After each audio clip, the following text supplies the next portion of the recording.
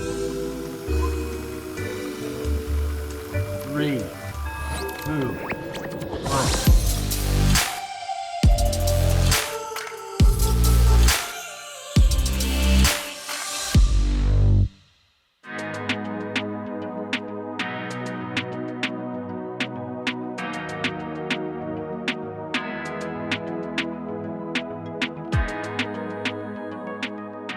Hi guys. Hi everybody. Welcome back to another episode of Passionfruit Presents with Taylor Lorenz. I think that's just the name of the show now. Nice to have you here, Taylor. Yeah, excited to be here. Taylor is the author of Extremely Online, The Untold Story of Fame, Influence, and Power on the Internet. And that book is coming out really, really soon, and we're really excited about it. I managed to read some of it this weekend, and I gotta say, there's a lot there in the history of social media and how we've progressed in the last 20 years. What I was really surprised about when I was reading the book was just how little money content creators have made throughout the course of this entire experiment of social media and being online. Can you walk us through a little bit of the history of that? Definitely, yeah. Well, a lot of people think of the sort of creator industry as starting with YouTube and YouTubers. Mm-hmm. I write about all of this in my book, which really charts the origin of kind of this whole world that we live in now of like the creator-driven economy. And I would argue that it really starts with bloggers and specifically mommy bloggers. I talk about this in the book, but I think these moms in the early aughts were the first to really build personal brands online and then monetize them through sponsorships, affiliate revenue, direct monetization, like all of these revenue streams that we still use today, these women pioneered in 2004. So But yeah, the lack of money is so crazy. I mean, these women in some cases had massive audiences that outpaced, huge national magazines at the time, but they weren't getting anything near, they were lucky if they got like $2,000 from Verizon, a year. So it was hard. I remember one of my earliest jobs in blogging was we created a site when everyone got thrown off a radar and everything was shuttering in 2008 after the first housing crash. And we created the site called Ask Me, which American Society of Shit-Can Media Elites, I guess we can say that, we'll bleep it. But what I did was I just found American Apparel person, and we just set up a deal where they would pay us X amount of dollars to run ads on the website for the whole month, and that's how we sustained. It was just I went out and found a guy who was willing to give us free clothes and sell some ads. But it really was more of a benefactor program. He didn't need our sort of amount of content that we were generating or the traffic or the views. But some of these people, especially the mommy bloggers, like you said, were making so much, in terms of just eyes on them. And there was no TikTok or YouTube. They were producing so much. And I think it was a lack of mainstream respect. I mean, at the time, the digital advertising ecosystem was so nascent. So there wasn't even really the technology. Even if you had really sort of valued these women and been look, they deserve a lot of money, it was just so early that those deals weren't what they became. Now, those women ended up, some of them who really pivoted into Instagram, I talk about Ree Drummond and other women that really ended up sort of carrying their brands on and building entire, cookware lines or home lines. But a lot of the women burned out on the internet sort of before that because it was such a sort of toxic environment. People were so cruel to them. I mean, even when we're talking about words like ecosystem, when did ecosystem become the term for it? Because that implies there is a circle of life, Hakuna Matata kind of thing going on here, and that there's Google AdSense or there's a system in place, but that was not the case for early internet. No, I mean, these people were really just sort of making it up as they went along. And so I think it was just really haphazard and chaotic. And I talk about kind of the way that it got systematized, I guess, and that ecosystem started to develop, which is there started to be these sort of third-party sites. I talk about BlogHer, which was an early, kind of conference for women bloggers to meet up and share, revenue ideas. Advertising, although a lot of blogs were advertised, especially in tech and media and politics, when women especially sort of did it around their personalities, when Heather Armstrong, one of the pioneering mommy bloggers, added ads on her site in 2004, she was just eviscerated for it because people were just so angry. They were accused of sort of commodifying motherhood and, motherhood is supposed to be this sacred thing. How could you write about it? And then you're trying to make money off your own kids. And it's very funny because now, of course, we have an entire world of parenting influencers. But yeah, it was really hard for those original people. And same with YouTube. I mean, YouTube rolled out their partner program in 2007. I think it was December when it formally launched. there was no money in it. I mean, one of the most interesting things I think about Heather is the story about like when she got a free trip by Verizon or somebody like that. Banana Republic to go on a farm and to ride a horse. And she wrote about it and she did her like requirements, but they didn't like the actual article because she referred to some euphemisms and did not like the horse riding experience. And so that kind of beget the experience of like having like marketing places be able to look at your copy before approving the posts and stuff like that, which I thought was really interesting because of course now that's like the standard du jour thing with sponsored content. Yeah, it was so early sponsored content had no guardrails and people were just sort of like happy if the blogger, wrote about it and there wasn't this like this sort of tension. And it's so funny because what brands liked about those women, it's like the same thing kind of happens today, I would say on a different scale, but like is the authenticity. But then of course those women were too candid almost about their lives. And then it's, brands were like, whoa, okay. Like, you can be authentic a little bit, but, don't be talking about like your crotch or things like that. That's so, unbecoming of women. And the sort of like the dynamics started to change. And also all that happened actually right around the turn of the early 2010s when things were getting more sort of curated and visual. The Pinterest launched in 2011. And so this vision of motherhood was actually reverting back to the sort of like super sanitized and aspirational version of motherhood that we saw in the 90s in the magazines. So when we talk about the motherhood aspect of it, that is like the pioneer mag almost idea of it. But like, what about MySpace? When we talk about like 90s aesthetic, early aughts aesthetic, like I have to think about MySpace and the celebrities that were sort of beget of that era, the Tila Tequilas of the world. Oh yeah. I talk a lot about that era in my book and just MySpace. I mean, MySpace, UTA set up their digital department. I think it was in 2004, 2006. I can't remember. But the point of it was really to do deals for MySpace TV. And sort of because there started to be this new class of digital talent online. MySpace was really weird because they did not want people monetizing. So you had people making their own product lines really early, actually. That woman, I forgot her name now, Forbidden is what she went by. But, a bunch of them had like early kind of t-shirt lines or beauty lines, or they used it to launch their career in music. There just wasn't, no one was approaching the internet for money. The internet was seen as this place that you would like spend time if you had failed in Hollywood. Yeah, I mean, that makes sense. I used to work at a bar in Bushwick, and we booked talent exclusively through MySpace. It's like if you sent us a message on MySpace, you got booked for the night because it was sort of entirely done there. And then one day it just went away. Like one day it was just no one was using MySpace anymore, and it's because they had switched to different social platforms. But I think people really forget that idea of like scene kids and like what that aesthetic was like built on the MySpace celebrity like idea. And MySpace, I mean, one sort of theme throughout my book is just this notion of young women pioneering internet culture over and over again. You had young teen girls with the whole like scene aesthetic. Like I talk about this girl, Kiki Cannibal, who's kind of off the internet now, but was like sort of one of these, if you've seen a picture of her, you would sort of recognize her immediately. She had that whole like scene look. And also this was the era of digital photography, getting sort of party photos going online. So you had people like Patrick McMullen putting photos on the internet and Getty Images uploading their photos online. And so suddenly people were privy to, and obviously sites like the Cobra Snake and other sort of party photo websites, these like cult figures emerged out of party photos. Like they weren't even building their own audience, but people were like, I love this girl. I see her in all these party photos. Like, who is she? I want to be her. Patrick McMullen is the sweetest man. Like when I had a whole period of The Observer where I was just trying to do a Menace to Society column where I was like trying to become a socialite. And Patrick McMullen was like my sort of, Pygmalion figure and all of that. But I think one of the things that we found out early on in your book, it's something you discuss, I think, in the prologue, is just what happened with the high society, with the advent of these photographers, with the advent of social media, with the internet involved in something that had previously been a very cloistered like group of people who didn't pay that much attention to what the lower class people might have thought of them. Yeah.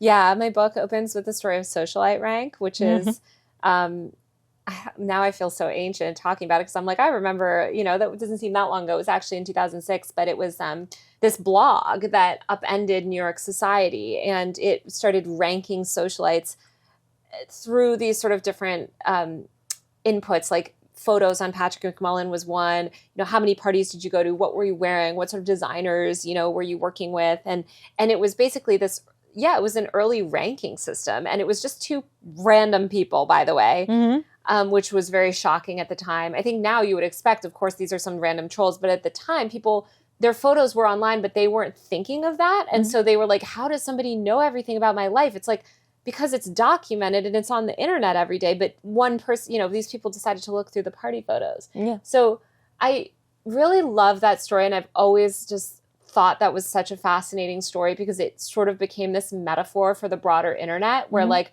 we're all kind of being ranked and we're all performing and we all become very cognizant of these like niche social dynamics and the sort of competitiveness that emerged on the, you know, between the women that were ranked on the site. I think that's sort of what the whole internet became. And so, I mean, like, so when we're talking about like socialite rank, we're not talking about male socialites or like no, it was all women. It was all women. Yeah. I worked for Guest of a Guest for a short period of time. Yeah. Guest of a Guest. And that was sort of in the similar vein of like party reporting. And like, you would just go out and just document what people were wearing, doing, seeing, like just what they were saying.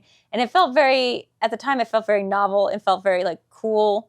Like it was transgressive in some ways, but then I look back on it and I think of a lot of the reporting that we did, like that they did over at Gawker, about just maybe how tinged with misogyny some of this was. Tinged.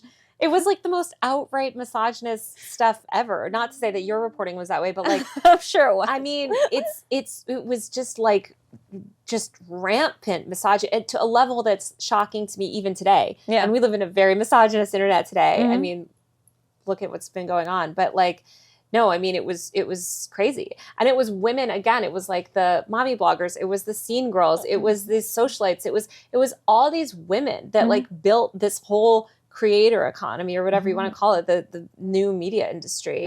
And they were just pilloried for it, like so much vitriol. And same with the fashion bloggers too. I talk about it in the book, but like there was this thing called Bloggergate when these bloggers were sat front row at Dolce & Gabbana. I remember this. And people were just livid. Like people were so angry that bloggers would, you know, sit in front of traditional press. Well, it was like the Rookie Mag, what is her name? Tavi. Yeah, I mean, like when she started sitting with Anna Wintour, that was a huge uproar. She was like 14 or something. Yeah, she was such a baby. But and you still see this in the media today. You see these people where they're sort of in media because they want like power and they don't like people that they feel like circumvented the system. Yeah. It's like I paid my dues. I was an assistant. I had to get coffee for the Vogue editor for 30 years. I was going to say probably not 30 years, but 5 years. Like I worked my way up or I went to the right school. I went to Columbia Journalism School. Who do you think you are to write on the internet? It's funny to go back as a reporter and reread these conversations where people were like, well, of course, writing on the internet isn't real writing. That's not real journalism. That's not real journalism. I mean, yeah. The NewYorker.com is not actually the New Yorker. It's like now you wouldn't even know what's in the print. I mean, New Yorker is an exception in the sense that like they still have a magazine. Most magazines don't even have a print edition. It's so funny because I tried signing up for Wired Digital and then they were like, for $1 more for the entire year, you just get the print edition. Well, they were like, you might as well. It's basically free. Yeah. And I was like, okay, I get what you're saying. So I guess I'll get a physical copy of Wired now. But one of the people that you talk about a lot in this context of someone trying to make money and become have a business acumen while still being a woman and sort of related in the fashion media space is Julia Allison, who was a very, I wouldn't even say controversial because everyone was sort of on the same side of like the conversation. Yeah. To say controversial is to say that like there was anyone defending like who she was. But can you talk a little bit about like what space she occupies in all this conversation? Well, Julia is one of the first true multi-platform influencers in the sense that she wasn't, back then it was very specific. Like you were a blogger or you were a video creator or you were like everyone sort of was in these boxes. Julia really transcended that. She did what was called life casting, which at the time now it's just called vlogging basically, but there wasn't that word, hadn't emerged as yet. But she blogged, she posted on Vimeo, she did an early deal with Next New Networks, which was sort of the original MCN, which was acquired by YouTube, which actually came up with the word creator in its modern usage. Yeah. And she was just creating content all over. She was linking, she did tons of early advertising deals with Sony, with big companies. And she would also link her outfits. That's how I found her originally. I would shop her she would, share what she was wearing and share what she was doing and share the parties she was at and blog about her romantic life. And Jacob and Julia. Yeah. Very famous site of her and Jacob Logbook, right? Yeah. And I actually, I didn't put that in my book because I think she's so defined by these male relationships in her life. And actually, she was the pioneer. Like, when you look back at these people that she was affiliated with, it's like these men faded from existence because they ultimately, like, Julia was the one that was ahead of the time. She was the one that got it, but she was just crucified in the media. And actually, her story was excerpted in Rolling Stone, just the excerpt from my book. And I like link searched it on Twitter, and there are people still, like, some guy who I saw as like a critic at like the Hollywood Reporter or something was like, look at what they're trying to do. They're trying to vindicate her. And I'm like, yes, bitch, we're trying to vindicate her. I mean, obviously. Also, who is still thinking, if you know who Julia Allison is, like, you should not. It's this vitriol, but it's this hatred. And when you dig under it, it's like, well, why is that bad? Why is what she did bad? Yeah.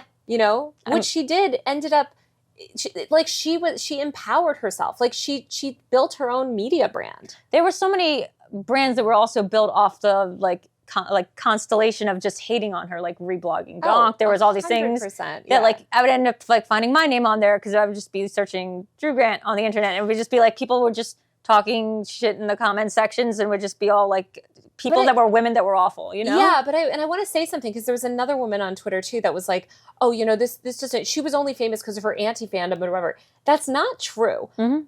I spoke to her fans. I spoke to people that did brand deals with her. Mm-hmm. She moved product. She had fans.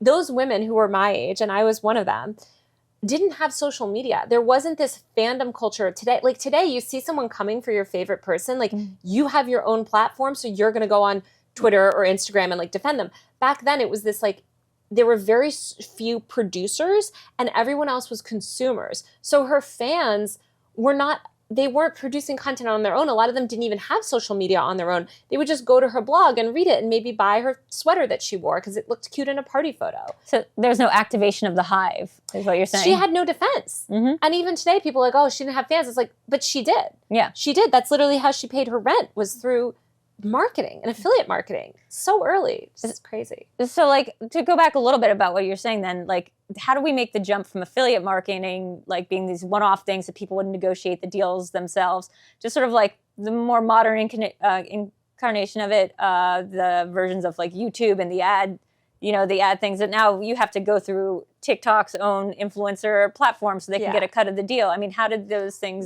develop? It started with the YouTube partner program because in 2007, YouTube rolls out its partner program, basically giving creators, YouTubers at the time, they were still calling them partners, not even creators, a cut of the ad revenue that ran on their video. Mm-hmm. And that was sort of the beginning. It was very hard to get in that program. There's only a few people early in. And you didn't really you made like nothing basically, but it was this beginning of this notion of like, oh, a company can actually like build its own facilitate creators. Most of the rest, aside from YouTube, all the other tech companies were very hostile to creators, very hostile. They actually, and even today, like look at someone like Elon, it's like they really resent the power that a lot of these users had over the platform, and they didn't want users. They didn't want any one group of users or one user to like have that sway. And so they kind of tried to like keep them down. Mm-hmm. They weren't like, hey, how can we facilitate your business? Yeah, it was really interesting to read that like Google Videos like was watching YouTube at the idea of like, oh, we were trying to do licensing deals with studios. And it's almost like the opposite of creator content. Like they were trying to use like the video platforms of the internet to like just continue business as usual in Hollywood. And instead it ended up like upending the whole system over there. Yeah. It's like super interesting. I would say it got really professionalized during the MCN era of the first half of the 2010s. Okay, unpack that. Because that's when like you really started to see these, maker studios, for instance, which was born out of the first collab channel and content house, The Station, where, you had this group of creators banding together, realizing their sort of economic potential, and then a sort of umbrella company saying, okay, we also recognize your economic potential. We know you guys are not like good business people. Like, let us kind of leverage, work you into this network. we'll get you the brand deals, we'll handle all these operations, we'll up your content, and you'll be part of this network. Obviously, that ended up not working out because the MCNs just got so big. They were signing like hundreds of channels. They could never service that many creators. So it kind of was a big bust. But I think that's when things started to be like professionalized a little bit more. So when did like Google AdSense come into play? When did these things where they're like, now we're just like, okay, well, you have to turn in your taxes and like name yourself as a, contract employee, a contractor, like this became like an actual job for people. Well, I think it really started to become more of a job in the early 2010s because that is, again, when YouTube started to reward like watch time. People were just making a little bit more money because the advertising market had matured and people were starting to look at YouTube, not just as a place to like upload some random videos, but to actually program for almost like a television network, right? Like, oh, I recognize I need to upload every, Tuesday or whatever. They started to give YouTubers, like they started to really cultivate this talent, YouTube itself.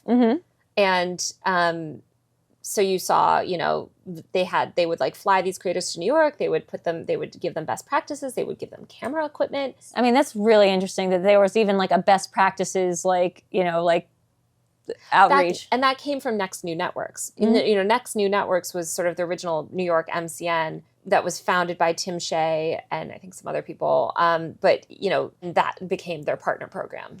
So, I mean, we talk about Lonely Girl 15. I remember that being like the first ARG. I'm really into horror ARGs. There's so much on the internet. There's so much on YouTube and multimedia. Like they jump from YouTube to being a Twitter account to being a Tumblr, and they just have these long narratives.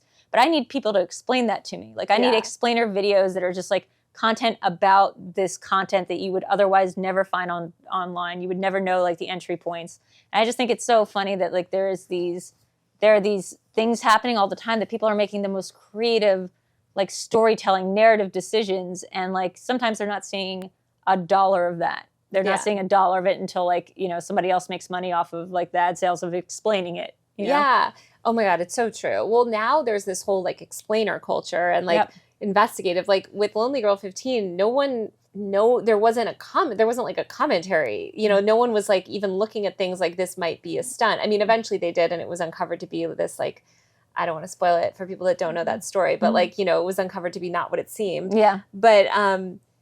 But there wasn't that culture back then. So people just were like, that's kind of interesting. I wonder what that is. Maybe some people looked into it. But yeah. I mean, like I feel like it started with the Blair Witch Project of this idea of like, is this real? Is this not? Yeah. And now we watch, and then it's like jumps to now, and we watch TikToks and we're like, fake, not real. Or are these videos genuine? And like, are they scripted? Are they staged? And like what possible monetary benefit there could be for being staged versus like a real video? Is there any actual like money in making real content as opposed to staged content? Yeah. Well, I mean, my book talks about sort of like the prank era of YouTube, which is when YouTube started to reward daily posting and like frequent posting. And in order to meet, you need to keep people interested. And so pranks were this sort of like cheap and easy replicable content format. Because it was a lot of that like Vine energy that like ended up going onto YouTube. And and it took off. I mean, all of them are staged, but a lot of them are not. And I don't think people care that much, actually. Like, really? I think people want to believe they're real. And if it's obviously fake, it's not going to perform as well. But I think there's also like I just think of that video of Logan Paul running around lassoing women and then asking them to kiss him like on sort of Venice Beach. And like, it's like, were those women staged? No, maybe some of them, but like the point is just like, oh, haha, look at this guy that's doing this funny prank. I mean, which is not funny, by the way. It's sort of like assault. But I was about to say the prank videos I've been introduced to recently did not seem like pranks so much as just like assaulting women who may or may not be staged. I saw one recently where somebody just like the prank. This was the joke. Was he like sat next to a woman? This guy sat next to a woman at a beach.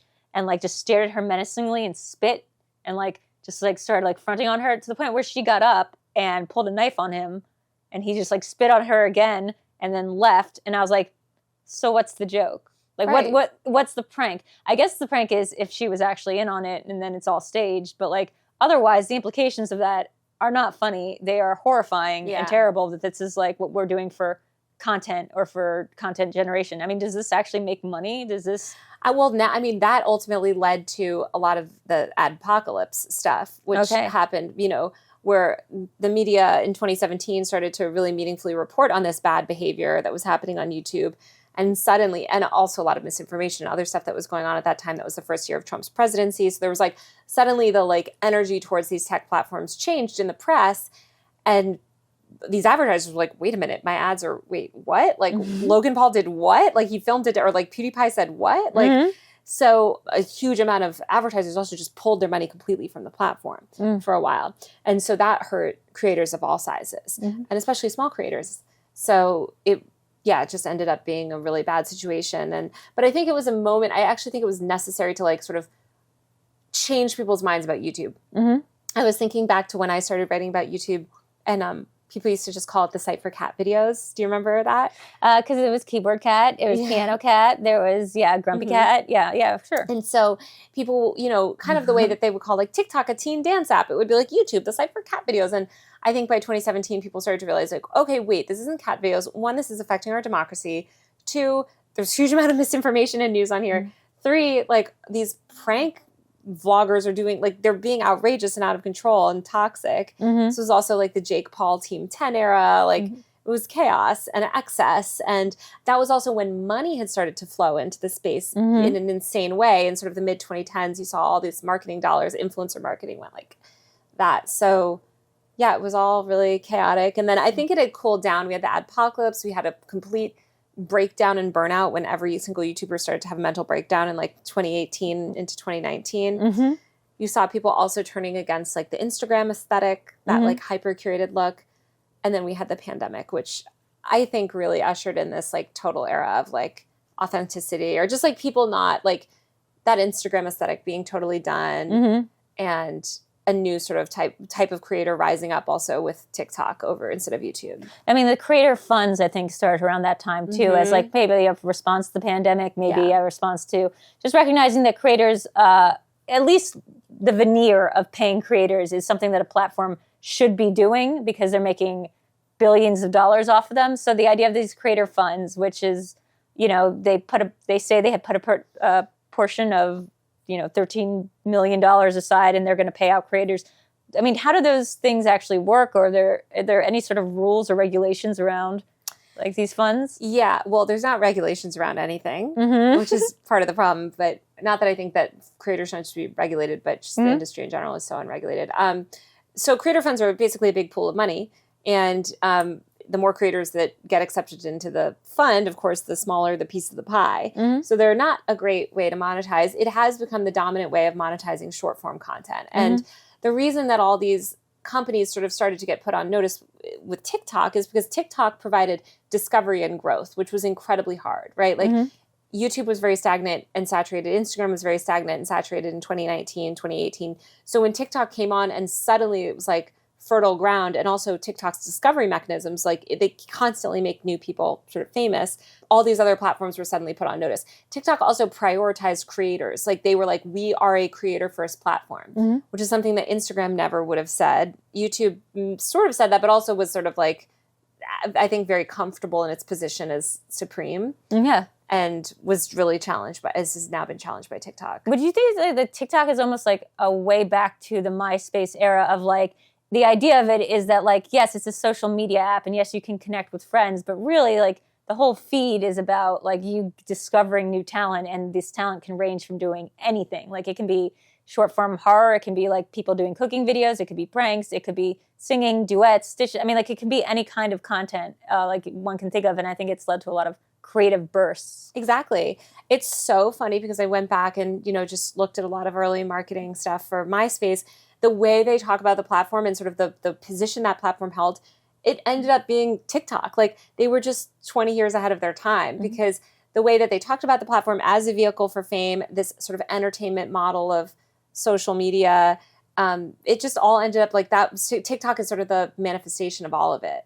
Also just the role that both MySpace and TikTok played in the growth of the music industry and how intertwined those platforms are with the music industry. There's just so many parallels. And I think MySpace was sort of the original TikTok. It just was too early. if there's been like a theme that you can take away from like creators and going back to mommy bloggers all the way through social media, all the way through YouTube to our current era, like what one thing can we like take away as creators who are trying to make money on the internet? Is there any lesson that like to be learned there? So many lessons. I mean, I would say like so many lessons I think you can read the book and sort of like take away from. Obviously a common theme is exploitation and just creators being exploited by these platforms and always being under recognized. In terms of like how to make that work for you. I mean, it's something that creators already know, which is like you just hop on platforms early and you try to leverage them for growth. And everyone knows that. That's why there's like a rush now, every single platform, like Threads or whatever, like the first 48 hours of Threads, everyone's like posting, like, let me just get some followers on here because who knows where it's going to go. But I do think that like now with, and I talk about this in the book too, but like the rise of these like e-commerce platforms and just the monetization streams, like there's so many different business models available. And they didn't have like those diverse sort of streams of revenue were not available to a lot of content creators for the first 15, 20 years of the industry. So it's cool that, you know, you can make, there's all these new subscription platforms. There's Twitch. I mean, yeah, you can do super chats, super likes. You can do memberships. There's the like reward things. There's just a lot more kind of like weird ways to make money online. But You're telling me. Yeah, but none of them are stable. That's the problem. Like, I mean, the fundamental problem with all of this is that it's an industry built on sort of like, it's like sort of held together with strings. Like there's no social safety net. One other theme is just, it's like, whatever that meme is like the disrespect, but like the disrespect, you know, like that these content creators have to deal with every single day from the mainstream media, from, you know, people on the internet, and just like these like people that don't understand what they're doing. And I totally understand the resentment that they have, because it would drive you crazy. To like literally be in the trenches, building your own media company, you know, making payroll, like doing this all by yourself. And then you have these journalists that shit on you. You have like people online that are horrible. You have the platforms exploiting you. It's like kind of amazing that anybody can do it. I mean, the idea that these are small businesses, like anybody who's in content creation has essentially at some point has to start like an LLC. They have to like, you know, like become a business. And imagine doing this to any other mom and pop business, like that we're trying to like fund or like give away like, you know, government money to, or like, you know, there's all these different ways that we support mom and pop businesses or small businesses. And we are just not thinking creators because it is the arts and because it is a lot of women. It's women. I mean, I just was thinking today, the New Yorker wrote about my book and wrote this like very condescending line of like sort of implying that I want everyone to become influencers. And then they include some stats. And most influencers said that they'll promote products they don't even believe in. And it's just like, are you fucking kidding me?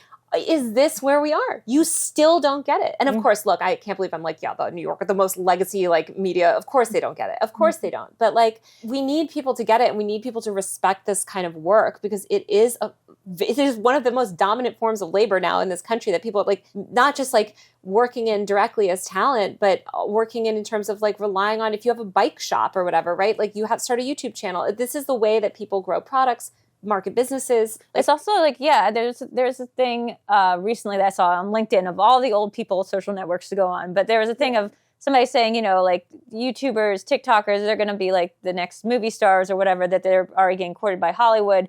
And somebody went, well, what do you think kids want to be when they grow up? Movie stars or just like social media influencers? And I was like, well, it's not about what they want to be. I think kids today understand the reality of like, you can actually make a living. There's a more sustainable path towards becoming a content creator and actually making there's a middle ground. Like movie stars, like luck and nepotism, or like, you know, you can't like really bank on making a living. 1 in 4, you know, Gen Z people think that they're going to make money in the content creation, and that is a probably true thing. Well, yeah, but it's also very hard because we have no safety net. We've like ushered this entire generation of kids and indoctrinated them with this notion of like, be a content creator, which is an amazing, like, I hope that they all can.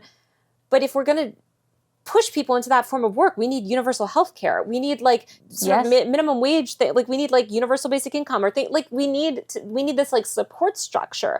Otherwise we're pushing everyone into like a capitalist hellscape where it's like you have to go viral every year or you're not going to be able to like, retire. That's dark. I mean, it's kind of like you need collective bargaining. You need like, it's the kind of same kind of thing as like the lack of unionization in the music industry. But I think there's a much better chance of like creators in platform, whether it's platform specific or just in general, come together and say, this is what we want, and this is like what we're saying that it's going to take to keep us on your platform, because ultimately we make the content that makes you money. And it's about changing the energy towards these platforms. Like we need regular people to value this work so that they can push. And this is what I end my book with, is like we need to push for a better internet. These platforms are actually quite responsive to their user base, because social platforms are very unique in the sense that like the value truly comes from the users and the network. So like you just have a lot more power. I mean, they control sort of you don't have power individually, but I think collectively these platforms do respond to campaigns and backlash and sort of pushing them. So what you're saying is cancel culture YouTube. No, Let's use cancel culture to get everyone paid.